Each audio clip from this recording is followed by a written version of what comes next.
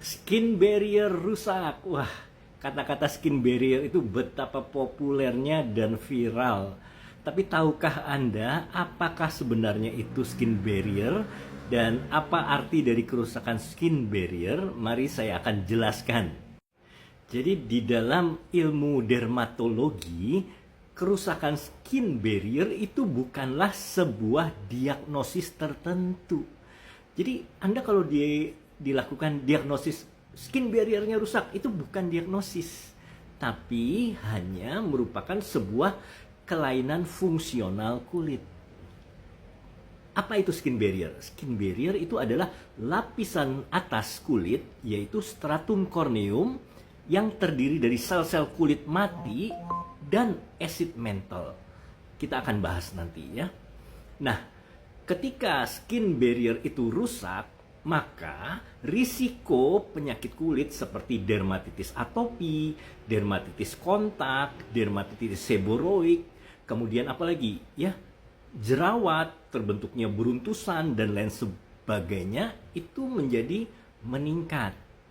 Jadi kerusakan skin barrier itu merupakan faktor risiko dari sebuah penyakit kulit, bukan sebuah diagnosis.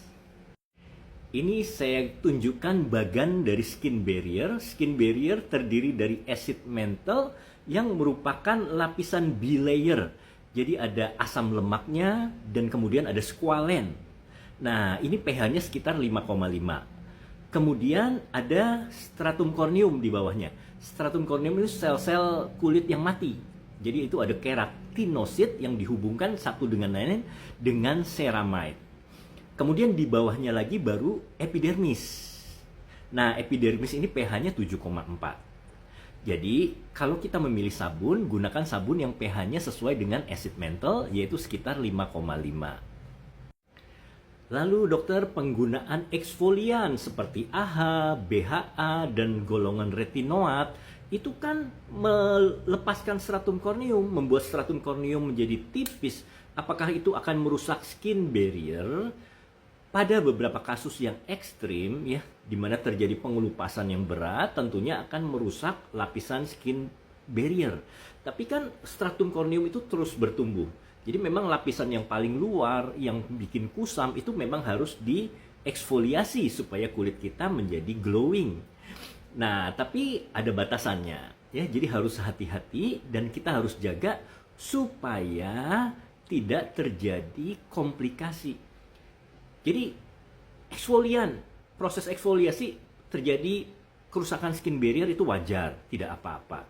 Tapi jangan sampai terjadi dermatitis. Jangan sampai terjadi folikulitis atau terbentuk misalnya acne dan lain sebagainya, breakout. Nah, itu harus kita jaga dengan cara apa? Penggunaan moisturizer.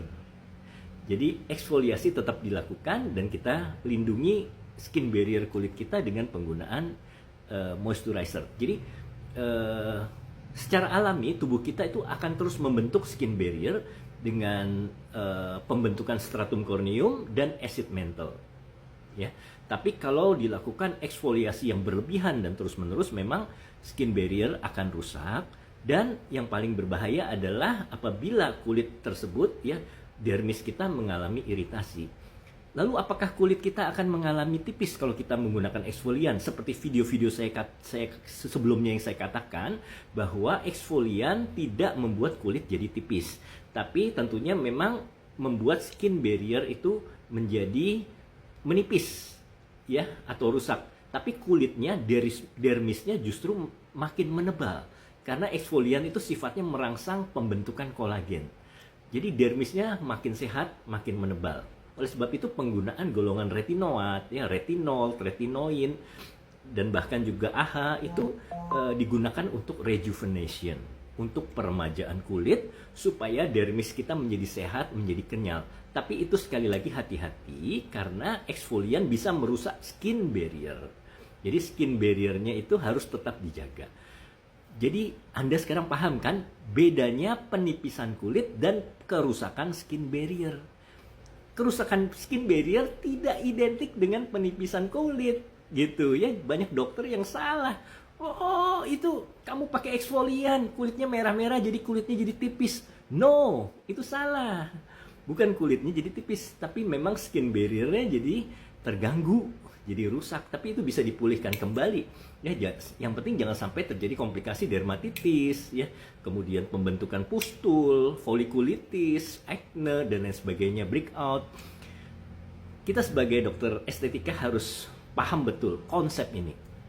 Kalau dermatologis pasti paham, ya. Tapi kalau bedah plastik belum tentu. Baiklah, terima kasih. Saya harap apa yang saya jelaskan di sini bisa memberikan pencerahan buat kita semua, ya. Terima kasih.